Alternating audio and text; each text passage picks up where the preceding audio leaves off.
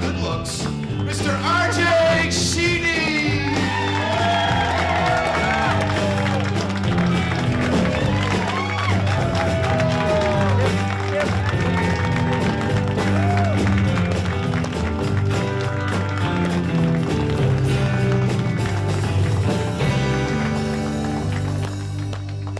Loose salute, everyone! They sound fantastic, don't they? Don't they? Welcome to the show. I'm your host, TV's RJ Sheedy. You know, right off the bat, when it comes to working here at the studio or doing anything really in life, I feel like a really responsible person. Seriously, everywhere I go, people always say to me, Sheedy, I know you're responsible for this. I know you're, look at this. I know you're responsible for this, seriously. You did that, bad boy. This is big news on TMZ earlier this week. Gayle King posted a picture on Twitter of BFF Oprah Winfrey trying to fix her toilet. We got that picture? There we go. Real picture. You know, I heard there was a rumor online that there's a video of King yelling at Oprah, Oprah, what are you doing? We're rich. Why don't you just call the guy and come right over to fix it? Come on. Just use your name. We'll get free plumbing. In fact, you know what? Real quick, let me see that picture again. Yeah. There's a problem right there. You see? She's not a qualified plumber. There's no crack showing over there. Thank you. Good night, everyone.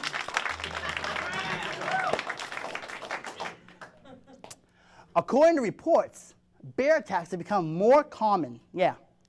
When asked for a comment on the whole situation, the bear attacked the reporter. Oh, yeah. Oh. Whew. Rough crowd. This was fantastic news. Tuesday morning, cops raided Justin Bieber's home looking for more evidence involving him throwing eggs at his neighbor's house. Yeah. Justin thinks he's a badass, okay? It's really funny that Justin's trying to raise his street cred by throwing eggs at his neighbor's house. That sounds like a 2-year-old would do, okay? What's next? Mixing Diet Coke and Mentos together? Come on. Childish stuff. Childish. Speaking of Bieber, when celebrities often find that when they go to jail, it's way more different than their star-studded life, okay? The only clubbing that goes on there is by the guards, right? Your music sucks. This is really fun. Check this out. Front row, my father's here tonight. There he is. Give a round of applause.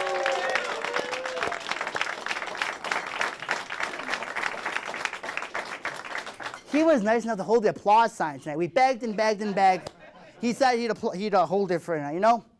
Really cool. This is the first time in my whole entire life my father's applauded anything I've done. Yeah. Woo. Got a great show tonight. Give it up for Loose. Salute, everyone.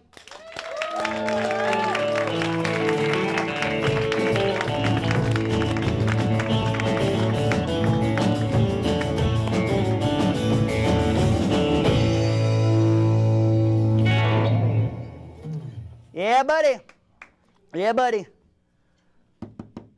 Yeah, camera one. We got a great show for you tonight. We didn't rehearse this at all today. We got a really great show for you tonight. Former UFC fighter. Let's do this real quick. Ready? Jorge Rivera is here tonight. Yeah.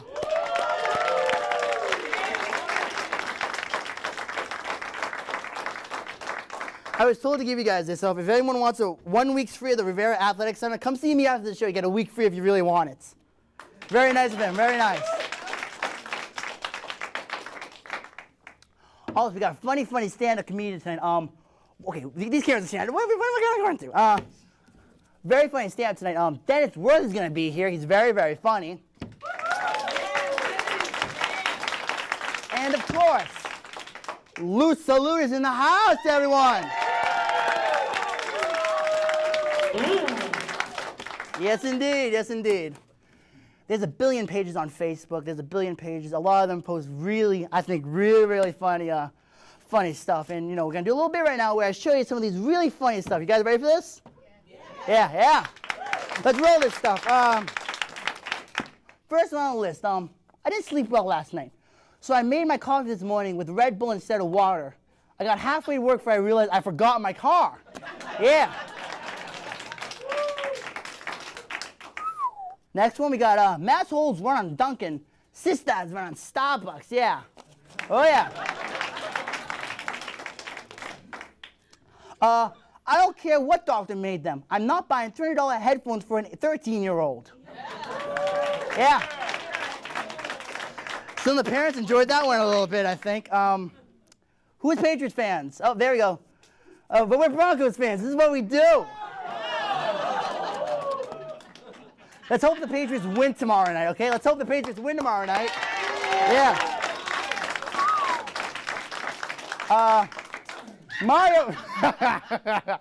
Mario said he was trying to save a princess, and then he was being chased by turtles, and I can't read it. And that's when we found that's when we checked the glove box and found the mushrooms. Then it all made sense.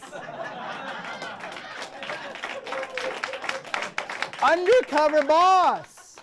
Look at that. Look at that. I thought the colonel was dead. Oh, you're from Boston. Please tell me more about the suburb you're really from.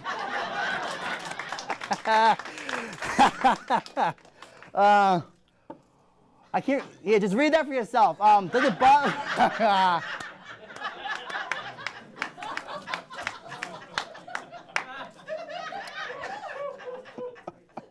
I want to steal a donut truck and go on a high-speed chase because I think it would be funny watching cops chase a donut truck on the news. Oink, oink, oink, oink.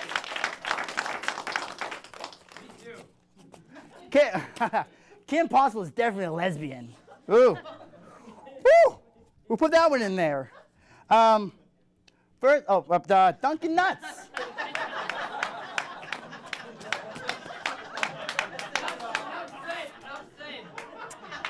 Your first day on Facebook versus 1 month later.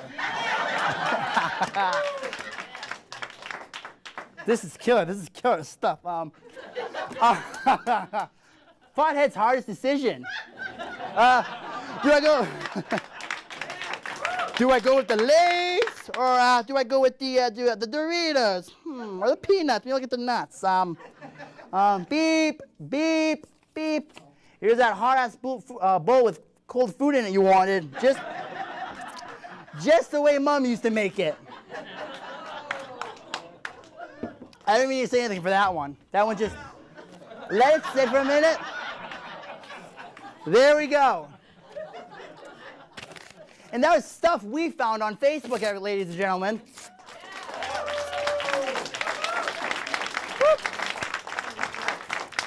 All right, my next guest comes through that curtain right over there is a former UFC fighter. He's got an amazing record of 20-9. He's really, really good. Everyone, please put your hands together for Mr. Jorge El Conquistador Rivera. Jorge, how you doing? You take a seat, my man.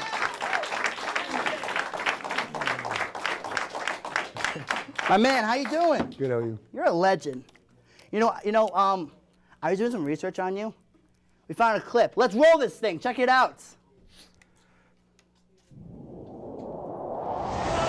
feet 1 inch tall, weighing in at 185 pounds. Jorge Rivera has a vicious piston of a straight right hand.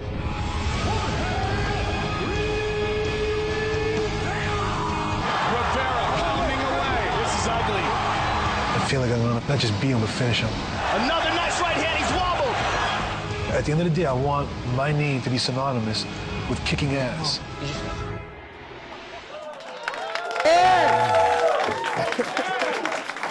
Those were the days, Jorge. Those were the days. Let me ask you. I read this on your Wikipedia page. Did you know you have a Wikipedia page, first off? Yes. All right. Is this true? You and your brother used to fight in the streets of Milford?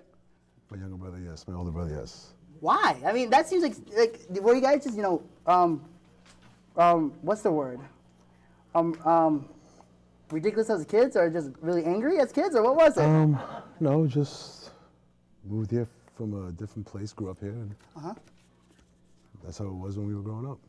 Did a lot of people fight in the streets as kids when you were growing up? I wouldn't say it was a lot or that we fought a lot. It wasn't uncommon. Really? So. Wow, that's scary. Now, how did you break into UFC fighting? Now, obviously, you fought a lot as a kid. Was that your dream to fight in the UFC?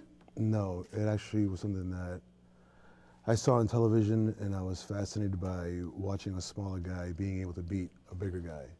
And I always thought that the bigger guy would be physically dominant and be able to win every single time. And when I saw the smaller guy continuously beat the bigger guy, it drew my interest. Right. Now, what was the? Now, you fought Anderson Silva. Yes, I did. Now, he's a really powerful guy. What was it like going into the ring with him? The best fighter in the world. It was a humbling experience. Now, were you at all nervous before going in? Did you have like an idea in your head like how this would play out? I think you're always nervous before every single fight, and you have an idea of how you want a fight to play out. But once the fight starts going, it has a life of its own. Now, how do you feel about the results of that? I mean, you lost that fight. I mean, how'd you take the loss? On my back. On your back, yes. I got knocked out. It's a learning experience. Did you learn a lot from that fight? I think you learn a lot from every fight. I think you learn a lot more from the ones you lose because they're more humbling and it causes you to look more into yourself and what you're doing right and wrong. So I would assume, or I would imagine that yes, I learned a lot from that fight. Now, this was a big fight. You fought Bisping. How do you say that? Bisping. And a lot of people thought you lost that fight. That was a hard loss on you because some people said, oh, that was like an illegal move or something. Like, how do you feel about that fight? You know what? I feel like for that fight, I talked a lot of hype for that fight. I put myself in a situation where I had to perform, and I put myself in a situation where I couldn't back out. I'd done too much to back out. So once the act was done, I felt like if I were to back out of that fight at that moment, it would be such an anticlimactic moment that it would probably hurt me more than it would benefit me. So I just continued to do what I was doing in the fight, and it cost me the victory. Now, whenever you go into the ring or into the fight, they always roll that video clip of you and the other guy you're going to fight talking smack about each other. Now, is that hatred real in real life, or is that just the nature of the business? Some of it is playing up to the camera and selling a fight, and some of it turns to genuine animosity. Now, is there any guy in the UFC that you just really, really hated, even after the fight? I don't hate. You don't hate? No. Not that kind of guy? I hardly even really, I can't even say I dislike. I dislike certain things that people do. Mm-hmm. I didn't like that he spit at my corner. I didn't like that he kneed me in the head. But at the end of the day, I don't harp on it. I don't hold on to it. I let go of it. It's okay. Now, what was the toughest injury that you ever had to overcome in your fighting career? I'm sure there's a lot of bad ones. A broken jaw. A broken jaw. See if you can see that scar right there. Let me see. Where is it? Can you get a close up on that? Whoa! The big balls. Look at that. Can you get a close up on that, Justin? Where is it? That's look at that. The worst injury of my life. That hurt me a lot. Now, how long did it take you to recover from that injury? It took me a year. A year. Now, what were you doing that year before you went back into the ring? I was just training. I got in real good shape. And the fight after that fight was a good performance on my end, so it paid off. Let me ask you, what was it like working with Dana White? He seems like a really cool guy. I never worked one-on-one with Mr. White. You never? Well, you worked for him. What was it like working for him? He was always a gentleman with me, and he was always candid, and I appreciated working for him. Now, there's a lot of women fighting in the UFC today, like Ronda Rousey. How do you feel about that? I think that women have every right and opportunity to make money doing what they want to do, just like men do. All right. Do you think it's fair that they fight with guys? No. No. But if that's something that they want to, try or feel that they can do, or exploit the opportunities of doing so, by all means, please do so. Now, you stayed in the ring for a really, really long time. You retired when you're like 40, 41. You calling me old right now? No. I'm just. Not many people your age are in the physique that you're in to fight till you're 40, which is a really good compliment for you, I think. Thank you. So, what drove you to stay in the UFC for so long, longer than some other guys, and what finally made you say, okay, I gotta get out of this business. I gotta just do something else. Some of it was pride. Some of it was the fact that I truly enjoyed. I loved what I was doing. I love traveling. I love representing this town. I come from a small town. I love going worldwide and seeing that name on the screen. And those are the things that I enjoyed. So I continued to do it until the point where I was weighing the benefits of that to real life, and the scales were tipping towards the other end. So I had to quit. Now you have a really good family. You have a really good family. Thank you. Did having that family involve you in all in that, making that choice that you got to get out of the ring? Absolutely, absolutely. How was your wife whenever you stepped in that ring? Was she always like, "Oh, you're gonna die. Be careful. Be careful, hubby buddy"? No, I've suffered serious injuries. So I've suffered a broken jaw, and I've suffered a broken arm, and I've suffered a broken hand. So things, as you get older, these things take longer to heal. And I didn't have health coverage for some of these things, so you come out of pocket, and these are serious issues. When you have a family and you're trying to make money and do things like that, you have to consider these things as you progress. Right. Now, what do fans say to you when they meet you, around town or at the RAC? What's the biggest, cool. what's the biggest thing that they say to you? I'm from here, so I don't like to think of myself like that. I'm just a normal guy. This is where I live. This is where I'm from. This is what I teach, and this is where I teach it at. I feel like I'm good at what I do there. I have a very good staff, and I have a lot to offer the community, and I just want people to come try it. Please come try it, see if you like it. If you do, great. If you don't, it's not a problem. Thank you. So what leads you to wanting to work with kids at the RAC? I've got kids of my own, and I enjoy it. I enjoy working with the kids. It's fun. Now, what kind of things I know you offer a range of like almost everything. What's some of the most popular things you guys do at the RAC, and what would you also like to incorporate into the future?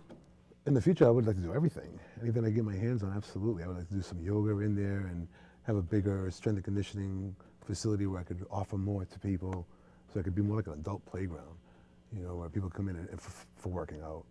I want to be able to incorporate all sorts of self-defense. I want to grow, and as much as I can possibly put in there, I'd like to do that. Now, I think this was really kind of you. You got these little cards here for a lot of people to take home, and they get 1 week free? They get a week free. Got a week free. And what do you most suggest to these people? I suggest you try every single class. You've got nothing to lose. Please try the strength and conditioning, try the jiu-jitsu, try the cardio kickboxing. I've got an outstanding boxing coach from Hotel. His name is Todd Sawyer, who's outstanding. Todd's very good with the fundamentals and teaching. I've got Matt Finney, who teaches there, Matt Alger, myself, and John Suminick. So we run up the class, and I feel like we do an outstanding job. So please come down and try it. Now, do you work with kids at all there? Yes, I teach the kids class. So what's it like teaching a kids class versus an adult class for you? It's a lot more patience. Yes. It's a lot more patience. It's understanding. That's the thing I've learned about teaching. It takes a lot of understanding. Because not everyone learns the same, and there are certain issues with everyone. And being patient. So do you have any regrets, leaving the UFC for this? No? I don't have any regrets in life at all. I'm actually very happy with my life. So in the future, what's the big, 30 years from now, what do you want people to remember you most by? Do you want them to remember, the asses you kicked, or the people that you helped along the way at the RAC? I just want to be a good human being. That's it. Do you have that kind of reputation in the ring? No. No.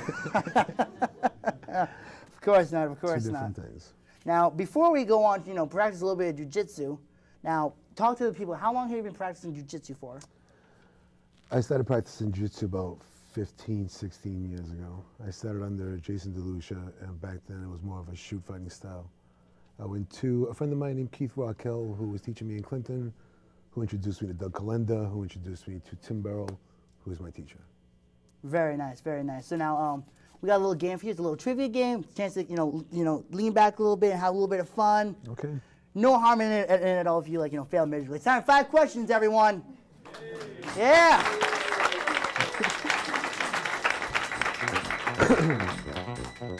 Now, geography. We always start with geography. Awesome. What's the most northern state in America? Most northern state in the continental, or? In the US of A. Alaska. Alaska, that is correct. There's the music. Yeah, not to intimidate you a little bit. Who would win in a fight? John Jones or Batman? John Jones. You sure? Absolutely. Correct. What is the manliest thing a person could eat? The manliest thing a person could eat? Habanero peppers. Habanero peppers? Yes. That's correct. If you could fight any U.S. president in the history of the country, who would you want to fight? Any U.S. president? Anyone. I'd like to wrestle Abraham Lincoln. Abraham Lincoln? Sure. You are the man, yeah. Kick Lincoln's. Oh man, okay. And finally, number 5. Will you really try not to hurt me while we practice jiu-jitsu? I cannot promise you that. You can't promise me that? I cannot promise you All that. right, Catherine, if I die, you're taking over the show for the rest of the night. Jorge, thank you so much. Thank you, Jorge. Thank you. Whoever wants it gets to go home with 1 week free at the RAC. Thank you, Jorge, for that. Thank you. When we come back, we're going to practice a little bit of jiu-jitsu. Stay tuned, everyone. Yes, indeed.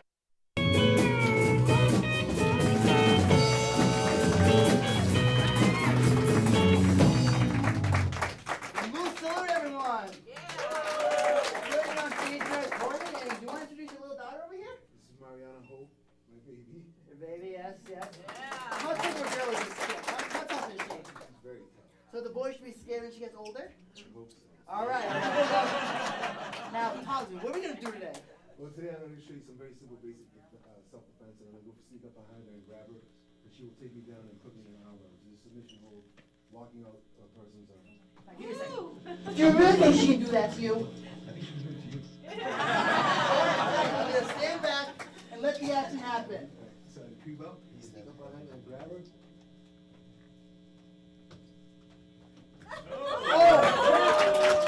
Whoa!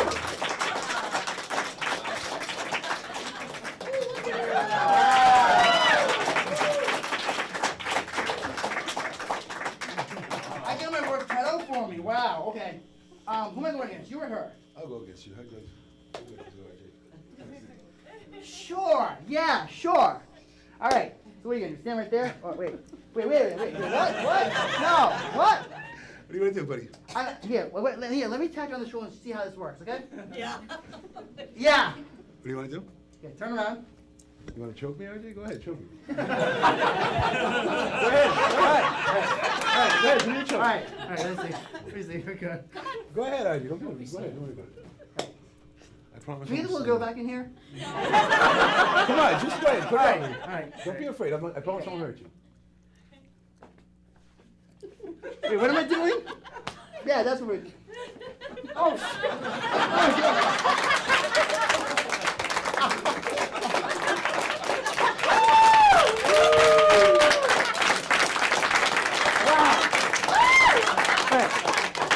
Hey, you also want to do with me while you're here? What else we got? I wanna. What do you want to do? Shake your hand. Shake my hand, okay. Whew, what else do you want to do? Got anything else? No. That's it? Thank you, yes.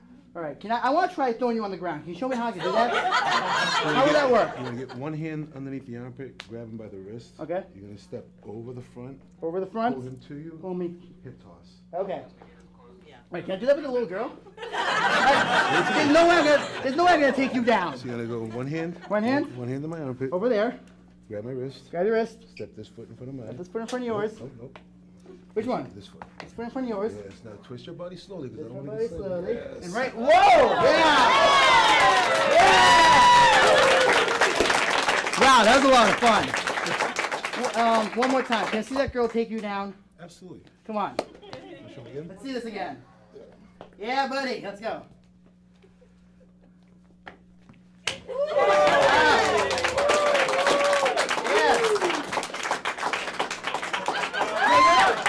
You're not letting her do that to you, are you?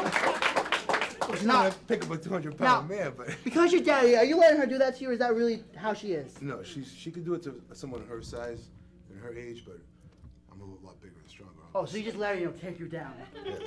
Yes. Yes. Don't do that to a real grown-up. You'll get hurt. All right. Jorge, thank you so much for being here. That was a Thank you lot of for fun. having me. When we come back, Dennis will be here. Stay tuned, everyone. Thank you.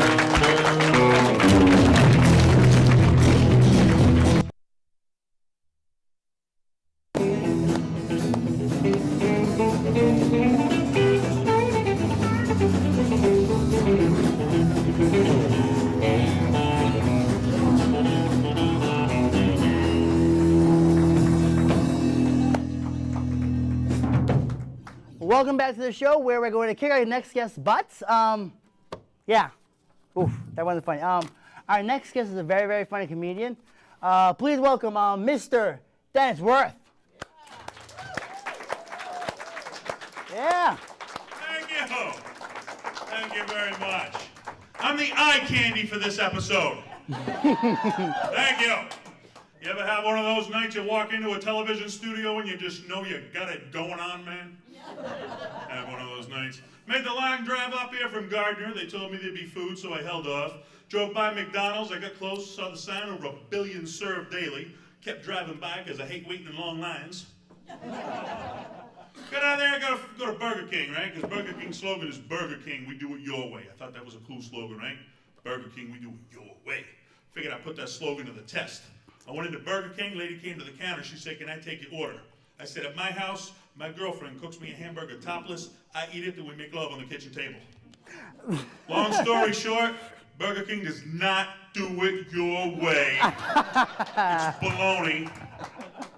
But they will call 911 under the appropriate circumstance. Oh, boy.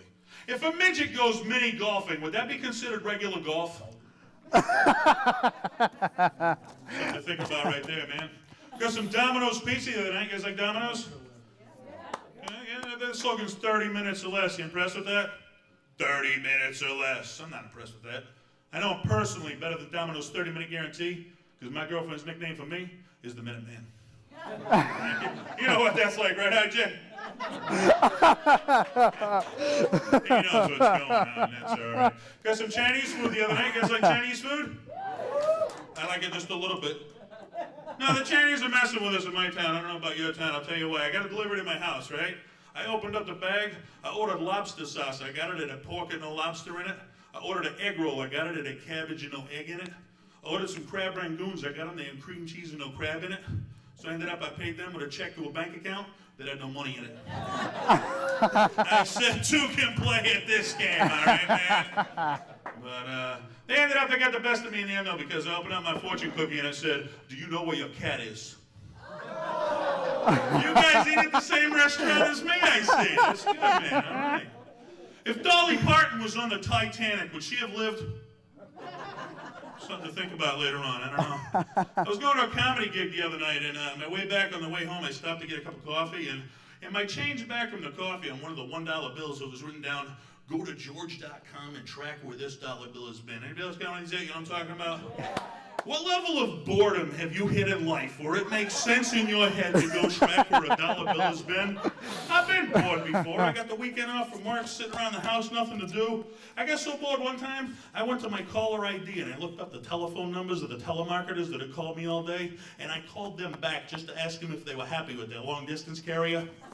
I've been bored, okay? But I ain't never been so bored I'd go track where a dollar bill has been. Now I'm a comedian. When I see stupidity like this, it's my job to screw with these people. So here's what I do. I pull a dollar bill out of my wallet and I go to this website. I type in the serial number on the dollar, then on the location I put this. I put, hi, my name's Dennis. I'm a male stripper. And the last place the dollar bill you're holding was inside of my thong. And right next to that statement, I post a picture of me in a thong holding a dollar bill. I just to picture some poor guy staring at his computer monitor going, I don't want to play this game anymore. That's where your dollar bill's been right there. But I mean, it's a stupidity we all deal with on a daily basis, right? And I do the stand-up at night. I manage a restaurant during the day. That's what I do. And had this lady come in the restaurant. God bless her. She's trying to make a sale. She's with Poland spring water. Comes to the counter. She says, would you like some spring water delivered to your restaurant? I said, no, we already have it delivered. She goes, oh, what about at your house? Would you like it delivered to your house? I said, no, I don't need it delivered to my house. She goes, oh, you already have it delivered. I said, no, I don't. She goes, oh, I got it. You got a filter, right? So she got a filter? I said, no, I don't have a filter. And this look of confusion comes over her face. She goes, well, I don't get it. What do you got? I said, well, I got the new thing they just came out with. It's called a faucet. Yeah, I turn that on and the stuff comes pouring out for free. She looks at me in all seriousness and she goes just like this. She goes, well, that's not very healthy. I was like, lady. Size of me. I'm health food or something, you thinking? I get confused every day. I pay the child support. I don't know if anybody else pays that. I find it interesting that America is supposed to be the greatest country in the world, yet they need a third of my paycheck to raise a child. Then I turn on the TV and I see where you can raise a kid over in Africa for just 62 cents a day, the price of a cup of coffee. This is the confusion I deal with right there, right? But it's cool, man. I had to get a part-time job because I pay the child support. The economy's bad. Anybody else get a part-time job? Nobody? You're all doing good? I accept tips after the show. Just saying, man. I got a job as a Chippendale dancer. Well, I'm big guy night, obviously, man. You know, some girls like the big guys. You'd be surprised. Any girls that like big guys? All right, well, you won't give, yeah, I'll see her after the show, all right? And what the rest of you won't give me, the internet will. You think I'm kidding? I get these girls that come in all the time, they want to live out their big guy fantasy through me. How do you think that makes me feel? Pretty good, actually, yeah. I do, man. You think I'm kidding? They call me the chubba with a rubber. Oh. That's right, man. I get these girls, they want to role play with me. I get requests. I get weird requests. I get these girls that come up to me like, okay, here's what I want. I want to be Princess Leia in the bikini outfit, and I want you to be Jabba the Hutt.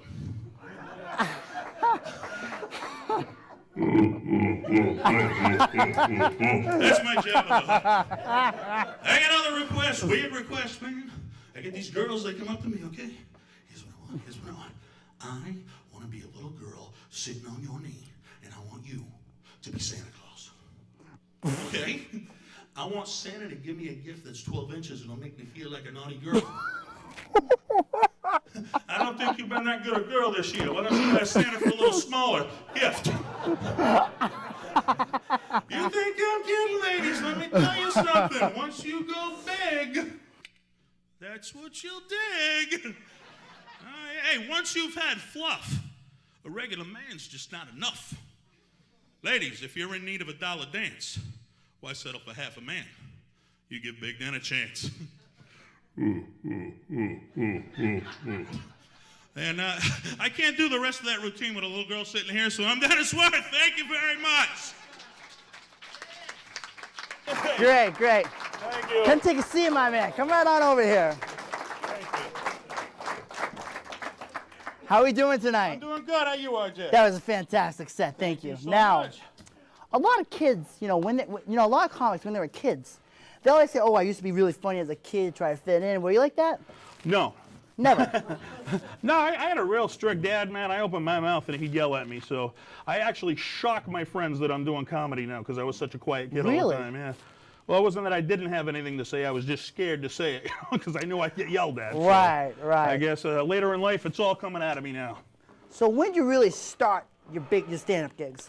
I'd always wanted to try it. I saw Sam Kinison when I was young. The guy brought me to Wait a minute, you tears. saw Sam Kinison Yeah, that's when you were my young? hero. He's the reason I got started. Nice. I went from laughing to just trying to catch my breath. I said, I got to make someone laugh as hard as he made me laugh. And, it ain't like you put on a job application. I never knew how to get started.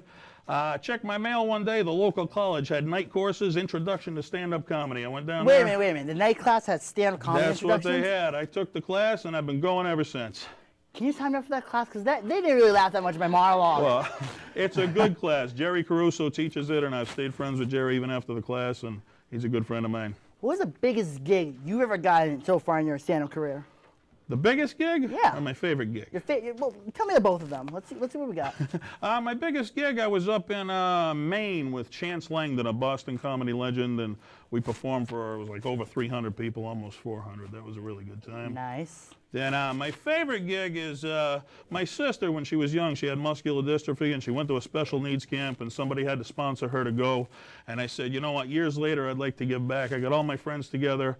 We did a comedy night, and the community came together. We made enough money. We sent a child to a special needs camp and got him out there with muscular dystrophy. So that's my favorite fantastic. gig. Wow. It's great to give back. That's fantastic. Now, what was the worst, or maybe funniest, the worst or funniest heckle you ever got on stage? I was actually at a show, and it was Too Dirty for Your show. I do a show. They say, you know, go on your real life stuff, you know, that's your funniest stuff. And I paid child support for 20 years. I created a character, the child support superhero. I was doing a gig one night, and I had a guy in tears laughing. He was laughing so hard, but as hard as he was laughing, his girlfriend was getting upset with the jokes I was telling because it was kind of toward women. After the show, she actually refused to drive home with him. She called a cab and took a cab. She wouldn't ride home because he was laughing at my jokes. That's, the irony, wow. She was upset. He was laughing at a comedian in a comedy show. And it's arguments like that is why I'm single. So. Now, now I was watching you on YouTube. You're a really funny guy. You got a great YouTube page. One of the bits that you used to do was how many jokes can we say about George Bush in 1 minute? Now now at the end of that, some guy. Now you said, like, you know, you made a joke that some guy heckled you. What was that heckle? That that's George an old Bush routine. Oh yeah, he yells out, "Hey, George Bush was a good president. He just made a lot of mistakes." I said, "Okay, well, I'm a good comic. I'm just not funny," and he shut up. Right. Now, what was the biggest laugh you ever got in a comedy club? The biggest laugh in a comedy club? Well, actually, I couldn't do it because the little girl was here. But after I do the stripper routine, I actually got a dance that I do, and it usually brings people to tears. Wow. It's the big guy dance. It's pretty good. During commercial, can we bring her out back for a little bit? Now, where do you want to take your stand-up career going on into the future? You know, at my age, I'm never going to be the next, you know, Bill Cosby or anything. But like you never I know. said, you know, you never know. But in all likelihood, but like I said, raising money, I do a lot of cancer benefits, raising money for great causes like that. And if, you know, I can give back, do what I love to do and help other people out, I mean, I could do that till the day I die. That's what it's all about. What inspired you to do all these community outreach fundraiser programs with these fellow comedian friends of yours? You know, a lot of it's touched my life. Like I said, my sister had muscular dystrophy. I had a girlfriend who had cancer. I have one of my good friends who have cancer, and it's just, you know, sad to see the people around you, good people, suffering like that. So, you know, when you're 18, you want the Corvette and all the cool stuff and all the money in the world. As you get older in life, you realize money ain't the important thing. It's people, and I think giving back's a better way to go about it. Now, like me, you have your own cable access show up in Leominster. I do. What's the show about? Talk to the audience. It's the Comedy Kitchen. I've worked in restaurants for over 20 years, and as you can tell, I like to eat. So I combine the two, the stand-up comedy and the cooking, and we teach you how to make a dish, and I bring on my comedy friends. I interview them during the show. Then after the show, they do a little bit of stand-up, and you get to learn how to make a great dish and laugh. So it's good stuff. Do you consider yourself a chef? Well, I like to eat. I don't know about the chef part, but you get to the eating part, I'm good, man. It's fair enough. Now, where's your next gig? You're leaving here. What's the next gig you got booked? All right, we got a Valentine's Day show at Joke in the Box Comedy Club at Scoreboards Bar and Grill in Leominster, Mass. And if you want to check it out, go to my website, www.dennisworth.webs.com. My schedule's on there, and bring your girl, come on down, and we'll make you laugh. Now, hopefully the girl doesn't have to take a taxi home for this one. Let's hope. Well, Let's hope. If you can't take a joke, you might not want to go to a comedy show. That's only advice I got. Dennis, thank you so much for being here. You're very funny. Thank you so much. When we come back, we'll talk to Mick Lawson a bit. Thank you, everyone. You're the best.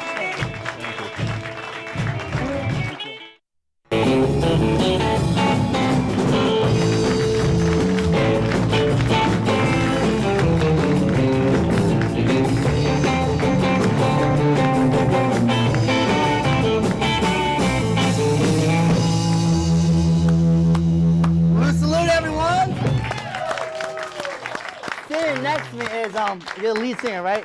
Yes. Lead singer of Loose Salute, Mick Lawless. How you doing, Mick? I'm good. How you doing? Thanks for having me, man. Let's talk to me. Good. You're a tribute band for Mike Nesmith. Nesmith. Nesmith. Now, right. A lot of people don't know who he is. A lot of people don't know who he is. Quick summary of who this guy is. All right. Well, and I guess we call this a tribute band. We do a lot of other things, but the Loose Salute said about 80% of the music is of the ilk of Mike Nesmith, who was. How many of the audience, and I know you guys are kind of young out there, but... there's a few shiny heads back there. But the band, the Monkees, who had their own TV show, right? All right, a lot of people do not realize Mike Nesmith is a great songwriter. He wrote some great songs for the Monkees and had a slew of solo records. And we took the name Loose Salute from a Michael Nesmith solo record from 1970. You guys, ask your parents. It was a real year. Of the same name, Loose Salute, and that's where we got the name Loose Salute. And we like to pay homage to the great music that he wrote. So, Now you guys do a little bit of original Yeah, stuff we got that a you couple. write or some of the other guys write. Yeah. Do the Monkees really influence what you guys play? They influenced me to start this band 10 years ago out of, like I said, out of the great music of Michael Nesmith. I was deeply influenced, and Peter, our bass player, is totally, we have long talks about this, watching the Monkees on Channel 56, local station back in the day. Right. And me and Pete, the bass player in Loose Salute, big Monkees fans. And the other guys are really into it as well. But yeah, they were kind of, a lot of people kind of dismiss them sometimes as maybe a non-relative entity in the music scene, and I kind of disagree with that. Really? Yeah. Well, because there was this thing about they did not play their own instruments on their first 2 records, and then they kind of rebelled against the system, and then they started to play their own music, and then the whole phenomenon went on from there. Well, nowadays the Monkees are like a classic. Absolute classic. It makes no sense. Like, how they were like, to say trashed back in the day for Yeah, not being, to a degree, by certain people. I mean, of course, you started to, around the later part of the '60s, you started to have a lot of the, the acid rock and the harder edge rock, and the Monkees were kind of in this pop vein. So, they really couldn't hold up there with like the Vanilla Fudge of the world and the, Fudge? What's Vanilla Vanilla Fudge? very Wait, heavy. he knows what Vanilla Fudge is. Yeah. What's The Monkees weren't even a real group. Well, that's one thing we're saying. They were a put together group with 2 musicians and 2 actors. But one of the, again, one of the great musicians, it was Michael Nesmith, a great songwriter, Right. and that's kind of where we go from. We play a lot of not just Monkee songs, we play a lot of music from his whole catalog, Correct. which scans about 14 records from 1970 right up until like last year. So, Which is really, really cool, really cool. yes, we have a lot of fun with it. Now, you guys gonna come up with an album in the We are future? going into the studio in 2 weeks to record. By the way, Loose Salute is Mike Nesmith approved. He did get. Your Mike. Yeah, we sent him some approved? stuff a while back, and we got some nice words back from him. So he's digging what you guys are He doing. does dig the stuff, and Sweet. that makes me feel really good. And we're going to go into the studio, and we're going to do a bunch of his stuff, and we're going to pull out a few originals, and we're going to have some fun, and and try to come up with a nice CD, a nice album, to sell at our shows and whatnot. That's fantastic. You guys need all the help you can get, right? Hey, we'll do Now, it. are you gonna be selling these things in your little Nevermind shop?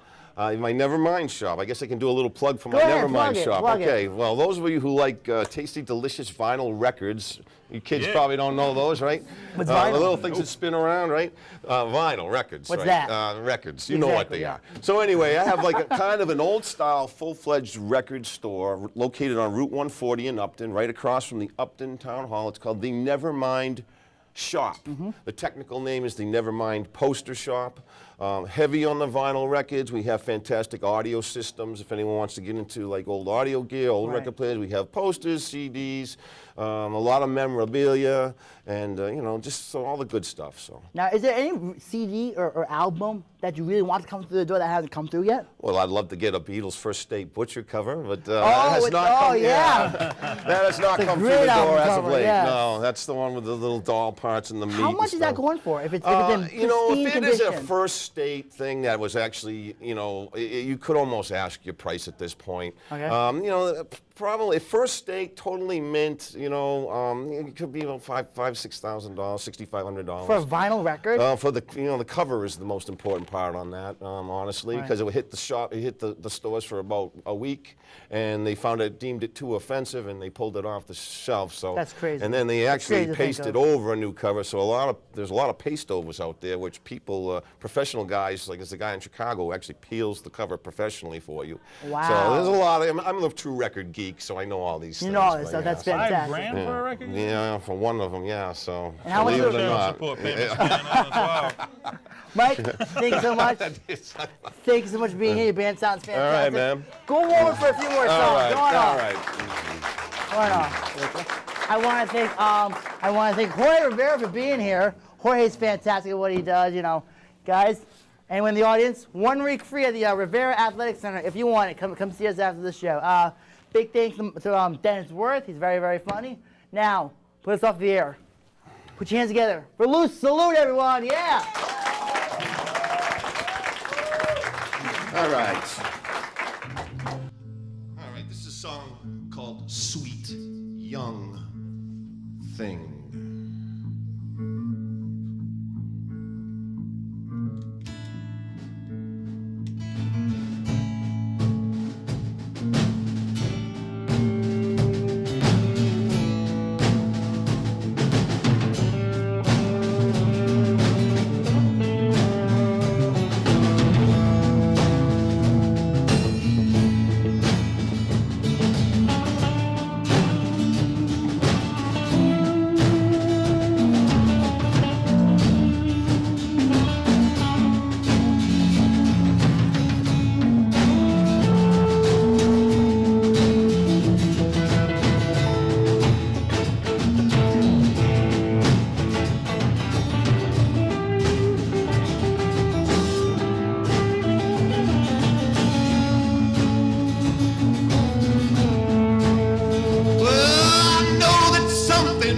Strange has happened to my brain.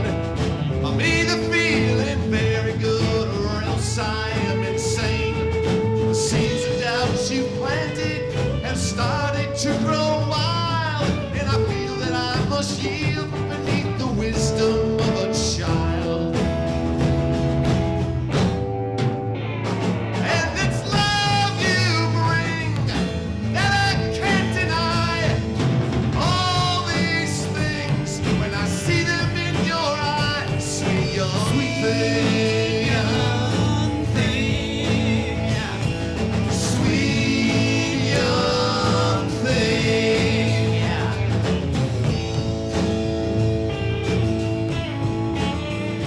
Now people try to talk to me, their words are ugly sound. I resist on their attempts to try and pull me down.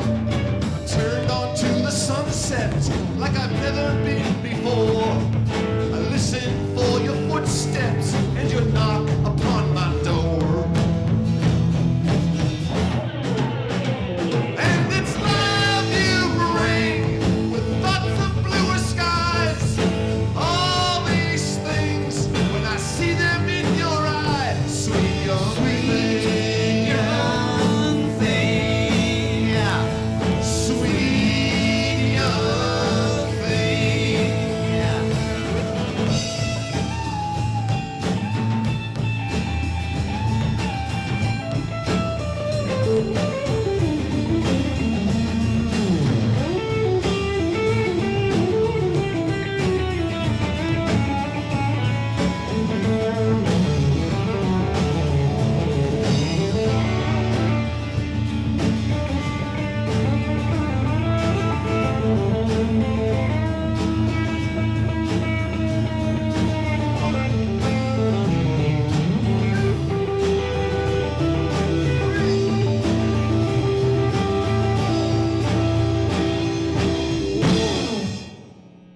And it's love you bring that I can't deny.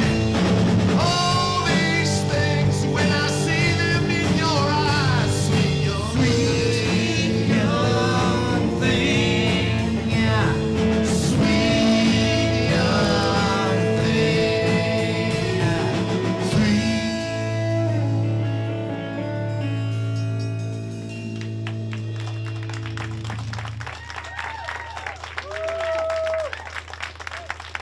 All right. Thank you. All right. So the aforementioned Michael Nesmith, that was a song of his. We kind of put our own little twist on that. Here's one of his most beautiful compositions. This one is called Propinquity. And if it sounds a little strange, the word in essence means closeness. Here we go. 1, 2, 3.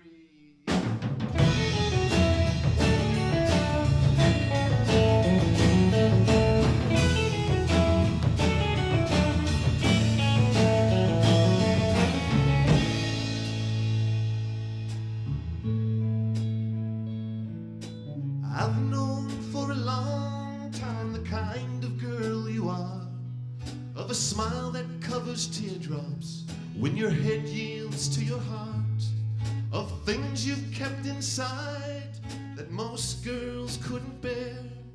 I've known you for a long time, but I've just begun to care.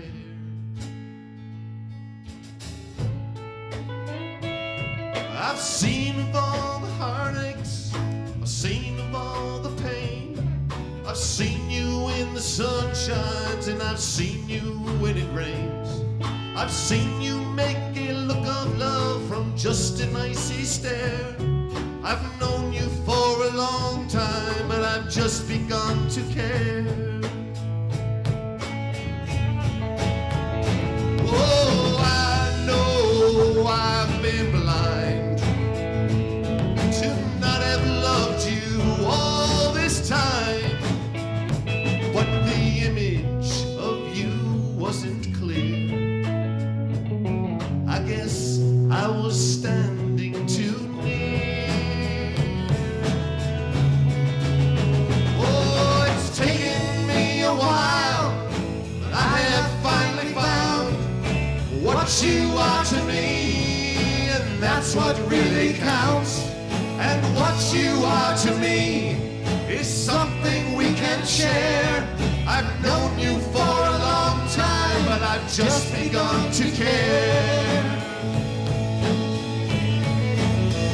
Oh, I know I've been blind to not have loved you all this time, but the image of you wasn't clear.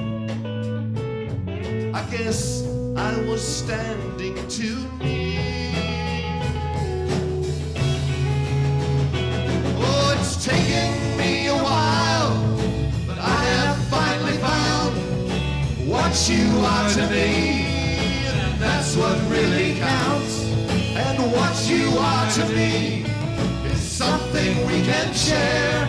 I've known you for a long time, but I've just begun to care.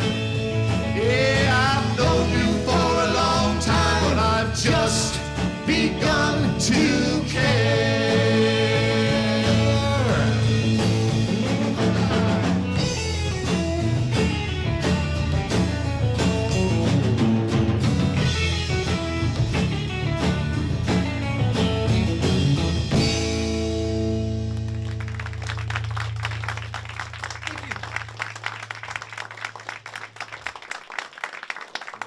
Thank you. All right. So RJ was mentioning that we do a few original numbers. And I'd like to ask all of you here, what came first, the chicken or the egg?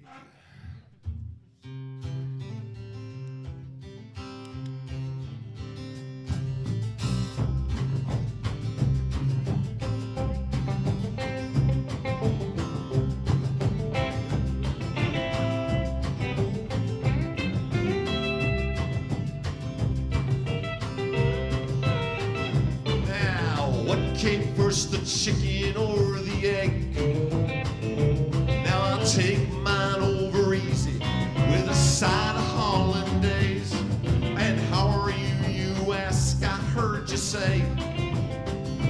Well, I probably say I'm fine, although I've had a crappy day. And while we're at it, would you sell me out after you find out what I'm all about? We'll talk it out over a cup of joe, and maybe later over alcohol, when you start talking your philosophies. How we evolved here from a crater at the bottom of the sea. But I don't really care much about that. Would you move your big fat head, Slim? 'Cause the home team's up at bat. Just give me something I can shout about. No joy in Mudville, Casey's always striking out. Another curveball life keeps throwing me.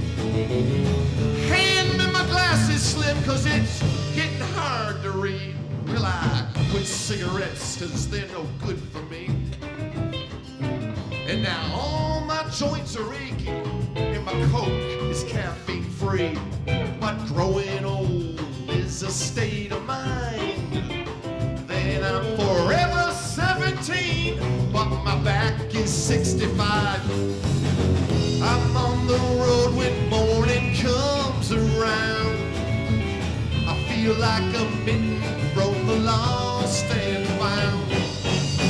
How can you say I keep bad company when all I really got's my Chevy van in me? Will I take another tumble on the dice, and I'll place another bet and write a check to my ex-wife? What worked for you don't always work for me. You get up to use the men's room, I'll go out back and find a tree. Oh yeah.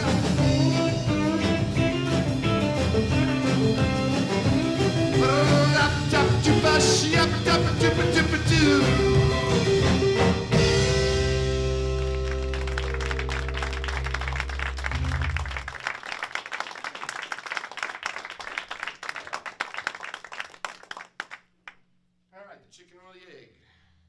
All right, I'd like to thank, well, let's give RJ a little round of applause. That's okay.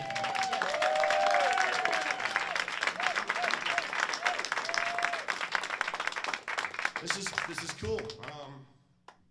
I think I can speak for us that we've had a good time here tonight. So we're gonna do just a couple more songs for you, and this one would be another Mr. Nesmith song. This one's called "The Kind of Girl I Could Love."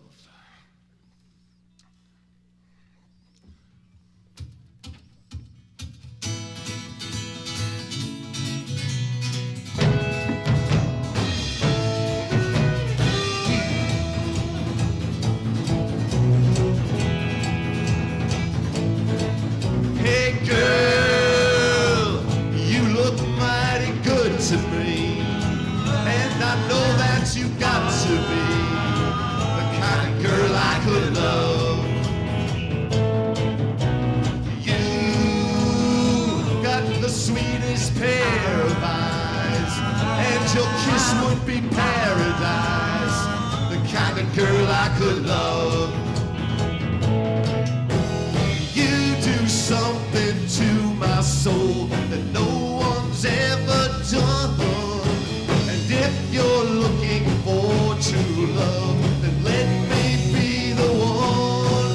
Oh girl, deep in my heart I'm sure, and I know what I'm looking for, the kind of girl I could love.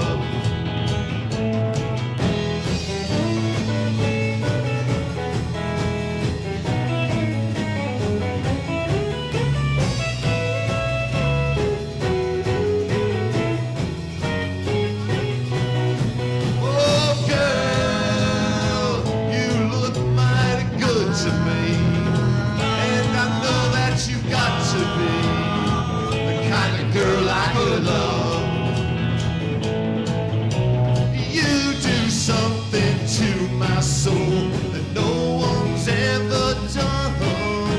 And if you're looking for true love, then let me be the one. Oh girl, deep in my heart I'm sure, and I know what I'm looking for, the kind of girl I could love, the kind of girl I could love, the kind of girl I could love.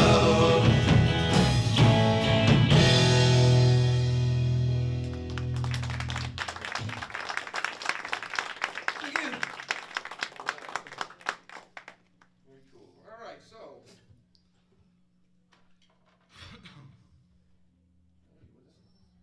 Hanging now. All right, so. All right, so we're gonna leave you with this. We would like to thank you all for coming. Very cool night. Some of you might know this song. Kind of a semi-hit for that Prefab 4 group that I mentioned before.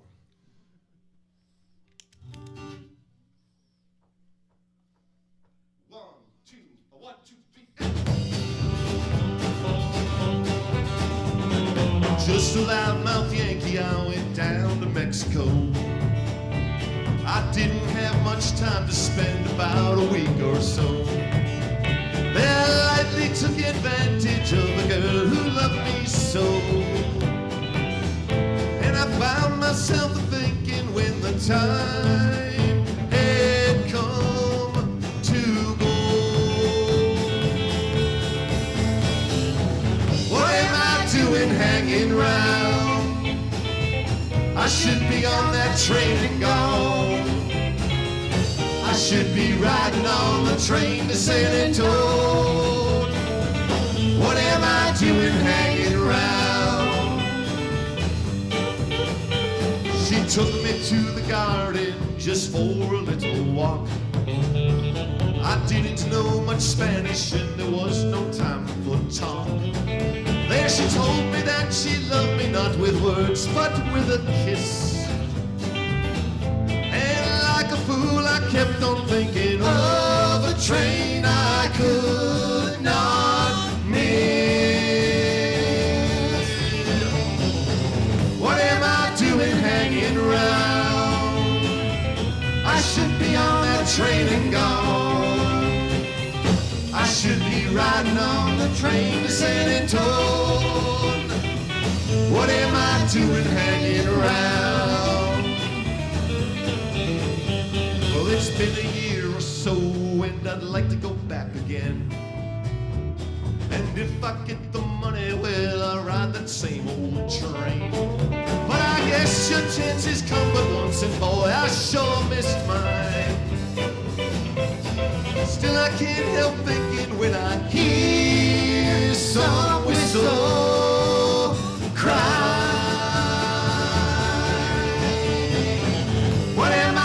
Hanging around, I should be on that train and gone. I should be riding on the train to San Antonio. What am I doing hanging around? What am I doing hanging around? I should be on that train and gone. I should be riding on the train to San Antonio. What am I doing hanging around? What am I doing hanging around? I should be on that train and gone. I should be riding on the train to San Antonio. What am I doing hanging around?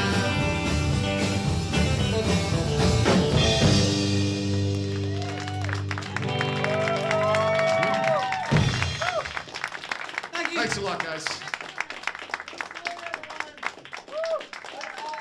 Thank you.